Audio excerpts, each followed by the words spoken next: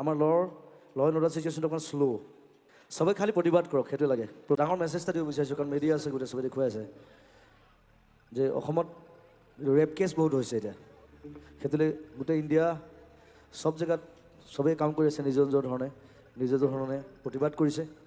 অসমতো কৰিছে আমাৰ ৰেলী কৰিছে কেণ্ডেল লাইট ৰেলী কৰিছে কিবা কৰিছে কিন্তু মেইন কথাটো হ'ল সবৰে হাতে হাতে ফেচবুক আছে এতিয়া গোটেই ছ'চিয়েল মিডিয়া সবৰে হাতত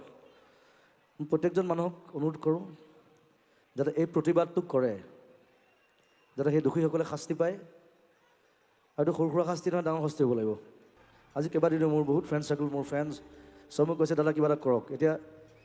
অকল ৰেলী কৰি থাকে নহ'ব আমি নিজৰ প্ৰতিবাদটো সাব্যস্ত কৰিব লাগিব প্ৰত্যুত্তৰ দিব লাগিব প্ৰথম কথা আৰু এৱাৰনেছটো মানুহৰ মনত জাগ্ৰত হ'ব লাগিব তেতিয়া অকল পুলিচ প্ৰশাসনে আইনে কৰিব নোৱাৰে আমাৰ ল এণ্ড অৰ্ডাৰ চিটুৱেশ্যনটো অকণমান শ্ল' সবে খালি প্ৰতিবাদ কৰক সেইটোৱে লাগে প্ৰতিবাদ through social media through your friend circle just show' your hand that we are there together yes that's it against child molestation against rape আৰু ৰেপিষ্টবিলাক একদম কঠোৰতম শাস্তি দিব লাগিব ডাইৰেক্ট ফাঁচি